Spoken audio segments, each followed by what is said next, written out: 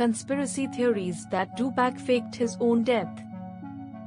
Fifth alleged last photograph inconsistencies. One of the most famous photographs of the Tupac Shakur murder was said to be taken in the immediate minutes before his death.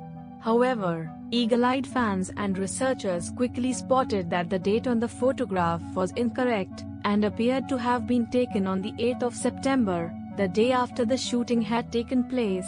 While in all likelihood the camera was just set to the wrong date in error, some believed the photo had been set up to circulate to the media following the rapper's death.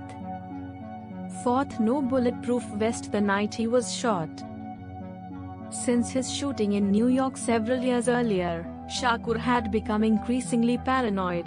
He had suspected Biggie Smalls and people close to him to have been behind the shooting on the East Coast, and was increasingly convinced that people wanted him dead. So much so that he had taken to wearing a bulletproof vest everywhere he went. However, on this evening, with the East Coast-West Coast war in full swing, and despite being in a very public place, he suddenly decided not to wear one.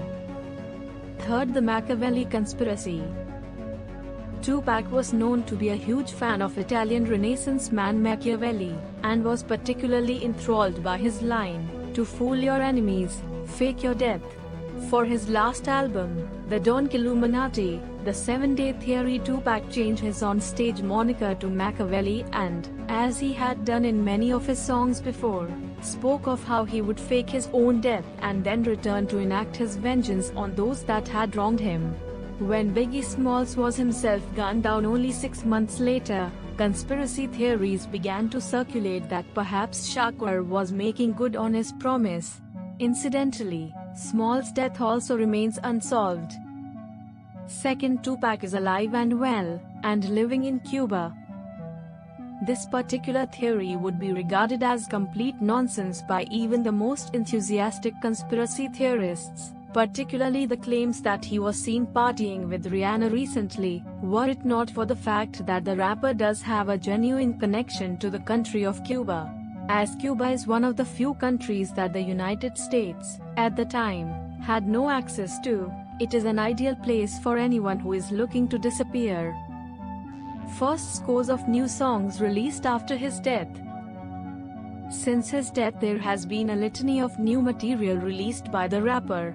While the theory sounds plausible, the fact is that Tupac was well known for being a seriously hard worker in the studio, sometimes recording several songs in a sessions that could last for days at a time. It is not at all beyond the realms of possibility that he would have had hundreds of unreleased tracks waiting in the wings when he died. His estate and any royalties from his music were in the control of his mother, Afeni, until her death in early 2016. Thanks for watching.